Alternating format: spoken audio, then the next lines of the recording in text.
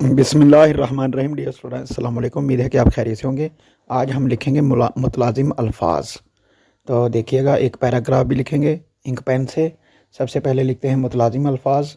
देखिएगा, मीम इस तरह बनाकर यहाँ से छोटी मद बनानी है और बे अलिफ बा, और यहाँ से लाम बनाएंगे, नीचे ट्रायंगल नुमा शक्ल मार्कर की नोक से, और अलिफ और ते के नुक्ते लिखेंगे, और आगे लिखेंगे जे, और आगे लिखेंगे जी मुकम्मल मीम और मुतलाज़िम अल्फाज लिखना है हमने। मीम मुकम्मल हो गई। अब अलिफ लिखेंगे, लाम जो कि अलिफ की तरह ही लिखा जाता है, और फ़े की शक्ल गोल, और अलिफ, और ज़ोएं मुकम्मल। देखिए, मार्कर की नोक से सर बनाया और अलिफ, पूरे कद का नहीं, यहाँ पे भी कोई भी इसका हिस्सा बनता। तो अब लिखते हैं इंक पेन से। इंक पेन से इसकी तारीफ़ लिखेंगे। मुतलाज़िम अल्फाज खुश ख़त पैराग्राफ अगर आपने भी लिखना हो तो इस तरह आप लिख सकते हैं। होमवर्क या क्लास वर्क या पेपर प्रेजेंटेशन लिखना हो तो उसमें भी आप इस तरह खुश ख़त लिख सकते हैं। तो देखिए, इंक पेन से भी इस तरह लिखना है आपने। ऐसे अल्फाज जिनको इंक पेन से या कच्ची पेंसिल से अगर आपने लिखना हो तो इस तरह लिख सकते हैं।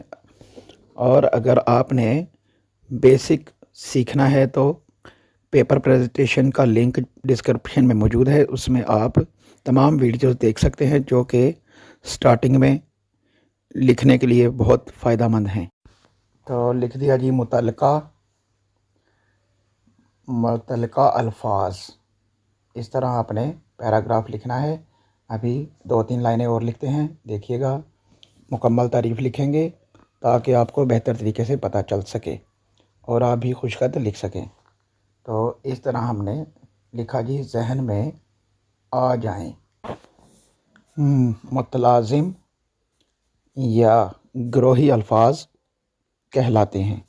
तो देखिएगा किस तरह लिखना है। मार्कर, और अगर कलम से लिखना हो, पेन से, इंक पेंसिल से, तरीक़ाकार वही होता है। लफ्ज़ बिल्कुल सीधे लिखने होते हैं। जो जिस तरह मार्कर से हम लफ्ज़ों की शेप बनाते हैं, बिल्कुल उसी तरह पेन, कच्ची पेंसिल या बॉल पॉइंट से भी बनानी पड़ती है, तब खुशखत लिखा जाता है। तो लिखा गया जी, कहलाते हैं। अब आगे देखिए, मसलन बाग से मुतालिक। अब लिखेंगे जी, बाग से मुतालिक। अगर बाग लफ्ज़ जहन में आ जाए तो उसके मुतालिक कौन कौन से लफ्ज़ जहन में आते हैं वो भी देख लें, जिनको हम मुतलाज़िम अल्फाज कहते हैं। इसी वजह से बाग को मुतलाज़िम अल्फाज कहते हैं। देखिए, दरख्त, फूल और घास वगैरह, और भी बहुत सी चीज़ें बाग में होती हैं जो कि जहन में आ जाती हैं जब भी बाग लफ्ज़ जहन में आए। तो ऐसे अल्फाज को मुतलाज़िम अल्फाज कहते हैं।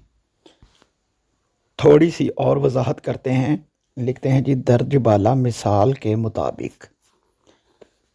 थोड़ी सी और वजाहत करते चलें ताकि पैराग्राफ हमारा थोड़ा सा बड़ा हो और एग्जामिनर को कुछ पता चले कि कुछ ना कुछ वजाहत की हुई है। तो इस तरह आप भी पैराग्राफ लिख सकते हैं। देखिए, दर्ज बाला मिसाल के मुताबिक लफ्ज़ बाग का ख्याल आते ही लिखेंगे। ख्याल आते ही बाग के मुतालिका और बहुत सी चीज़ों के नाम जहन में आ जाते हैं।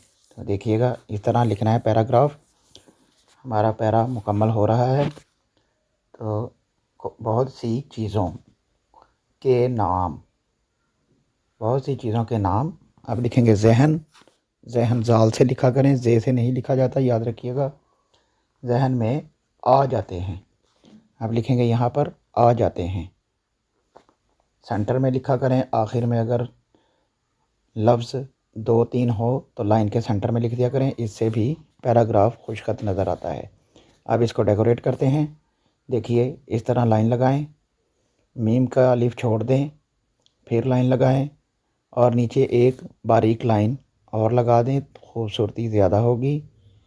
इस तरह अब नीचे पैराग्राफ के एक और लाइन लगाएंगे ताकि पैराग्राफ जो है यहाँ हमारा सवाल जो है वो मुकम्मल हो, यानी कि सेपरेट हो जाए, और नीचे हम दूसरा सवाल या मज़मून जो भी हम लिखना चाहें वो लिख सकें और वो भी अलग नज़र आए। तो उम्मीद है कि आपको समझ आ गई होगी। ना समझ आए तो वीडियो दोबारा देखा करें, बार बार देखा करें और बार बार लिखा करें। ये आप पर डिपेंड है कि आप कितनी मेहनत करते हैं और कितना खुशखत लिखते हैं इस तरह, और कितने नंबर हासिल करते हैं। बस आपकी तवज्जो और मेहनत की ज़रूरत है। इंशाअल्लाह आप भी इसी तरह लिखेंगे। तो मिलते हैं नेक्स्ट वीडियो में। अल्लाह हाफिज़।